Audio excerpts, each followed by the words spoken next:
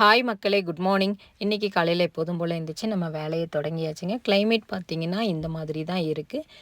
லைட்டாக சிலு சிலுன்னு சாரல் இருக்குது. மழை வந்து ரொம்ப ஹெவியாலாம் இல்லை.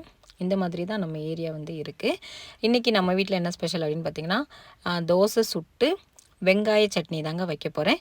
நேற்றுக்கு வச்ச சாம்பார், அப்புறம் பொரியல்லே ஒரு 10 பொரியல் கிட்ட வச்சோம் இல்லையா, 10-15 பொரியல் கிட்ட வச்சோம்.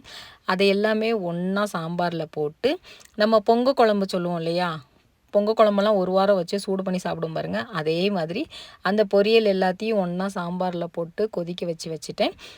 கொஞ்சமாக சட்னி ஏதாவது வைக்கலாம் அப்படின்னு சொல்லிட்டு தான் வெங்காய சட்னி. வெங்காயத்தை வந்து உரிச்சிட்டு நல்லா கழுவிட்டு எண்ணெயை ஊற்றிட்டு 2-3 காஞ்ச வத்தல், கொஞ்சமாக கடலைப்பருப்பு, உளுந்து, 4-5 பூண்டு இதெல்லாம் போட்டு எண்ணெயிலே வறுத்துட்டு, நம்ம கழுவி வச்சுருக்கோம் பார்த்திங்களா சின்ன வெங்காயம், அதையும் போட்டுட்டு ஒரே ஒரு தக்காளி, மல்லி இலை, கருவேப்பிலை, புதினா இது 3மே சேர்த்துருக்கேன். உங்களுக்கு காரத்துக்கு ஏற்ற மாதிரி நீங்கள் வந்து காரம் வந்து சேர்த்துக்கோங்க. இது வதங்கும் போதே கல்லுப்பும் சேர்த்து நல்லா வதக்கிட்டேன். இதை அரைக்கும்போது லைட்டாக புளி சேர்த்துக்கோங்க, கொஞ்சமாக புளி, ஒரே ஒரு சின்ன தக்காளி வந்து இதுக்கு வந்து சேர்த்துருக்கேன். இதை அப்படியே ஆற வச்சு அரைச்சி தாளித்து எடுத்தோம் அப்படின்னா வெங்காய சட்னி ரெடி ஆயிருங்க. என்னோடய வாழ்க்கையில் என்னை நானே தைரியப்படுத்திக்கிறதுக்கும், நான் நிம்மதியாக தூங்குறதுக்கும் இந்த 2 விஷயத்த நான் கட்டாயமாக ஃபாலோ பண்ணுவேங்க.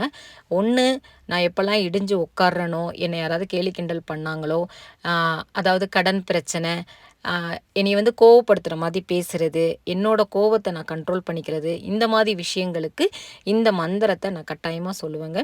அது என்ன அப்படின்னா, வேலுண்டு வினையில்லை, மயிலுண்டு பயமில்லை, குகனுண்டு குறைவில்லை, கந்தனுண்டு கவலை இல்லை. கந்தப்பெருமானுடைய இந்த மந்திரத்தை நான் எப்போல்லாம் மனசுடைஞ்சிருக்கணும், கட்டாயமாக இதை வந்து பாடிக்கிட்டே இருப்பேங்க, மனசுக்குள்ளே பாடிக்கிட்டே இருப்பேன். எனக்கு இதை சொல்லும்போது கந்தனுண்ட கவலை இல்லை அப்படிங்கும்போது நம்ம ஏன் கவலைப்படணும், நமக்கு தான் கந்தப்பெருமான் இருக்காரு அப்படின்னு சொல்லிட்டு நான் தைரியமாக இருப்பேன்.